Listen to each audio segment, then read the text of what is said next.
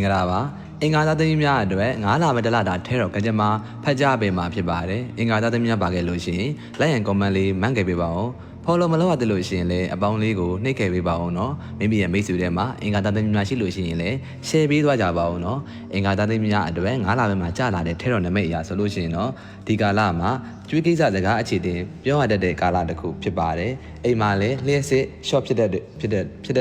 အတွက် view site ပေးဖို့လိုအပ်ပါတယ်ယောက်ျားလေးဆိုလို့ရှိရင်တော့သွားယောဂဒုက္ခပေးတတ်ပြီးတော့မိန်းကလေးဆိုရင်တော့သွေးယောဂဒုက္ခပေးတတ်တဲ့ကာလတစ်ခုဖြစ်ပါတယ်လူပွေလူရှုပ်တွေလည်းအိမ်ကိုရောက်လာတတ်ပါတယ်ရောက်လာလို့ရှိရင်လည်းနှစ်ကြိမ်ရောက်လာတတ်ပါတယ်မိတ်ဆွေကောင်းနှစ်ဦးလည်းတပြိုင်တည်းရတတ်ပါတယ်နော်ဒုစက်နဲ့အသိပညာထုတစ်ခုလည်းရတတ်ပါတယ်စိတ်ညစ်စရာကတော့နှစ်ကြိမ်ပေါ်တတ်ပါတယ်ခီးလည်းမထွက်ချင်ပဲနဲ့နှစ်ကြိမ်ထွက်နေရတတ်ပါတယ်နော်ဝင်များဝင်ပြီးတော့ကျွေးတွေကတော့တင်နေတတ်ပါတယ်ကြီးကြီးမားမားပေးဆက်စရာနှစ်ခုလည်းရှိနေတတ်ပါတယ်နာမည်ကတော့အလွန်ကြီးသွားမယ့်ကာလတစ်ခုဖြစ်ပါတယ်ကောင်းသောနာမည်ကြီးဖြစ်တတ်ပါတယ်နော်မိမိမှာလုပ်တဲ့အလုပ်မှာတော့နှစ်ကြိမ်ဆုံးရှုံးမှုဖြစ်ပေါ်တတ်ပါတယ်